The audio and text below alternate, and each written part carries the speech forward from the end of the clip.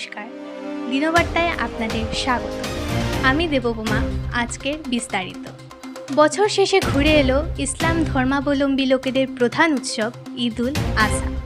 চিরাচরিত প্রথা মেনে বৃহস্পতিবার শ্রীভূমিতে পালিত হয় ত্যাগের উৎসব ঈদ উল আজহা।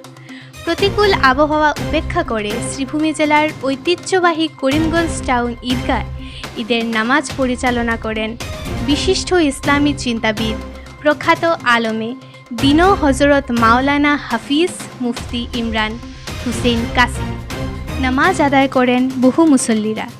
মানুষের অন্তরের পশুত্বকে বর্জন করে হিংসা বিদ্বেষ ভুলে শুধুমাত্র সৃষ্টিকর্তার কাছে আনুগত্য প্রকাশ উৎসব আয়োজনের মূল উদ্দেশ্য বলে ব্যক্ত করেন নামাজ পরিচালনা করা ইমরান হুসেইন কাসেমি। বর্তমান সময়ে ইসলাম ধর্মাবলম্বী লোকেরা ঐক্য ও নৈতিক মূল্যবোধ রক্ষার উপর গুরুত্ব দেন তিনি।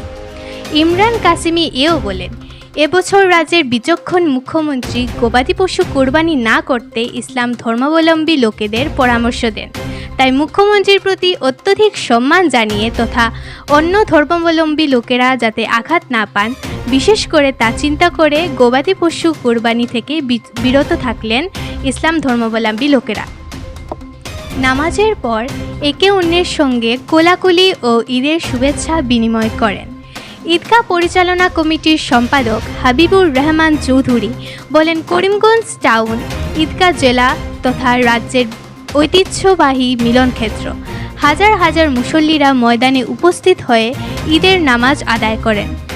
ঈদ উল আজহা শুধু আনন্দের উৎসব নয়, ত্যাগ, তিতিক্ষা, উৎসর্গ, শান্তি, সৌহার্দ্য ও ভ্রাতৃত্বের বার্তা সমাজে ছড়িয়ে দেয়।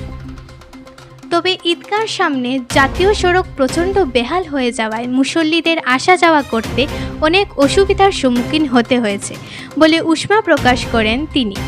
এদিন জেলার অন্যান্য অংশে ঈদ উল আজহা পালন করা হয় ব্যাপক উৎসাহ ও উদ্দীপনার মাধ্যমে। নমস্কার।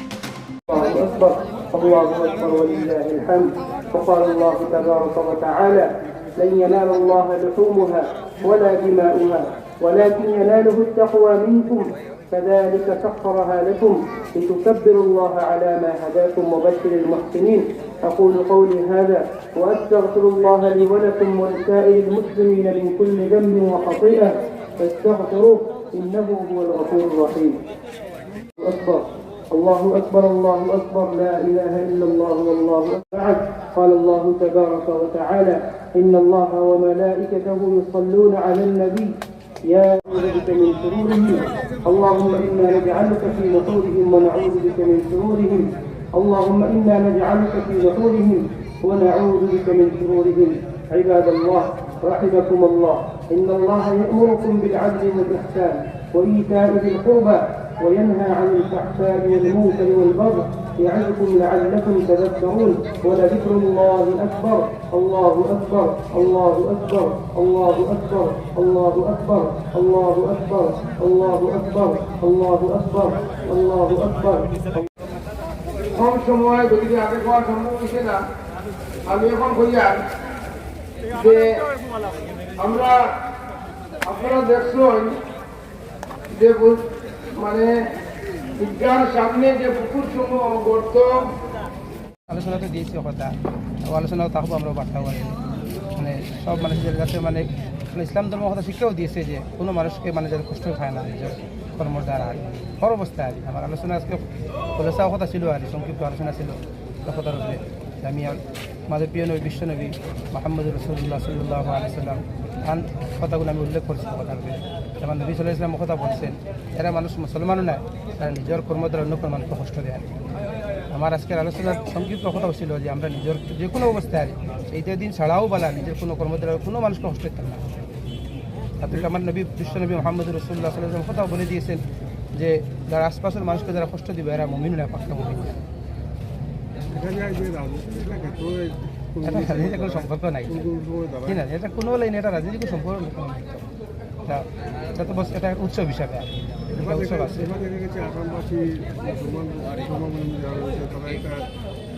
সম্মান দাবি করেছেন এবং বিভিন্ন জায়গায় একটা দাবি রেখেছেন যে মানে এবার গরু কুরবানি থেকে টাকা এবং এই বিষয়ে কি বার্তা? এটা তো যার কোনো কষ্ট যদি হয় ইসলামত যে কোনো মানুষ কষ্ট হইতাম না আরে ওই হিসাবে বহুত মানুষ হতে যে করছেন যারা মুসলমান গরু কোরবানি দিলে যদি মানে কষ্ট হয় না দেওয়াটা ভালো যার যেটা পছন্দ দিলে আরে কারণ গরু ছাড়া তো আরও আছে যদি কষ্ট যদি হতো এটা ছাড়া ভালো।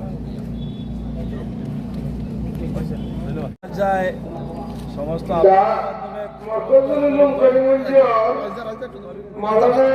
কিছু নেই, শুধু আমি বলেছি এখানে একটু আগে মাইকেই বলেছি যে আমরা অনেক দুশ্চিন্তায় ছিলাম যে আমাদের ঈদগার পার্শ্ববর্তী সম্মুখস্থ প্রাঙ্গণ যেটা সড়ক এটা একটা পুকুর সম গর্তে পরিণত হয়েছে।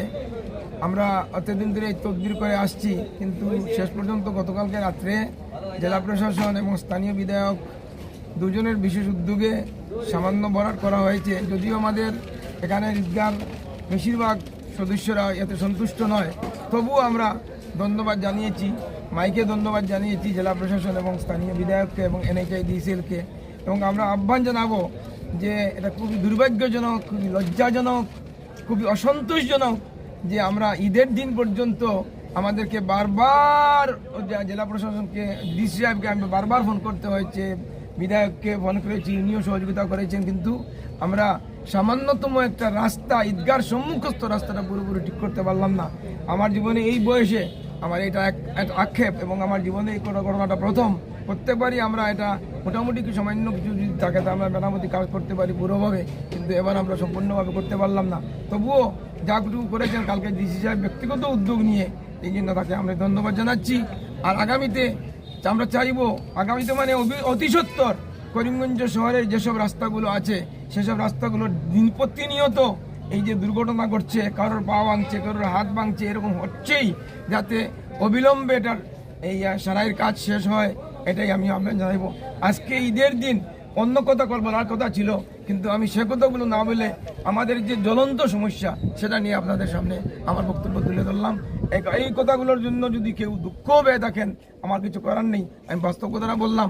আর ঈদের যে এই ঈদটা হলো মেইনলি এটাকে ঈদুল আজহা বলা হয়, কেউ কেউ বলেন কুরবানি ঈদ, কেউ বলেন বকরি ঈদ, যাই বলুন না কেন, এই ঈদের আজকে এই যে এই সুযোগটা আমরা পেয়েছি, সামান্য সুযোগ বৃষ্টির জন্য, এই জন্য স্রষ্টার কাছে আমরা স্রষ্টাকে ধন্যবাদ আর কী দেবো, তথাপি আমাদের অন্তঃস্থল থেকে আমরা কৃতজ্ঞ জানাচ্ছি আল্লাহর কাছে।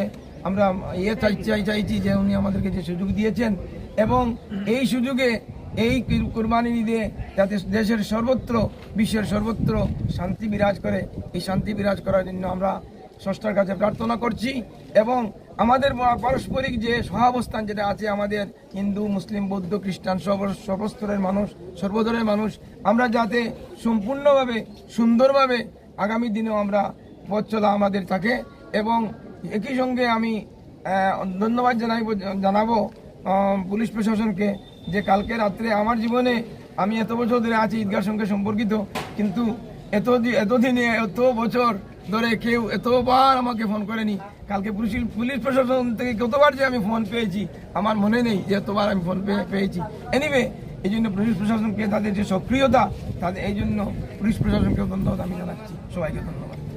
বকরাই আমাদের যে ঈদ, কুরবানির ঈদ, এটা ডাবল কুরবানি চলছে আমাদের।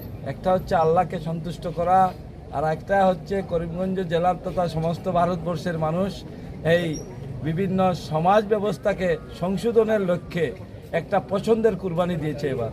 যে আমার পছন্দের ভিতরে তালিকার ভিতরে একটা জিনিস আছে, সেটাকে বাদ দিয়ে কুরবানির নতুন একটা সিস্টেম আরম্ভ হয়েছে। এটা যাতে দুটাই যেন আল্লাহর কাছে কবুল হয়, আমাদের এই স্যাক্রিফাইস যাতে সাদরে সামাজিকভাবে গ্রহণ হয় এবং উপরওয়ালার কাছেও যাতে গ্রহণ হয়। ধন্যবাদ।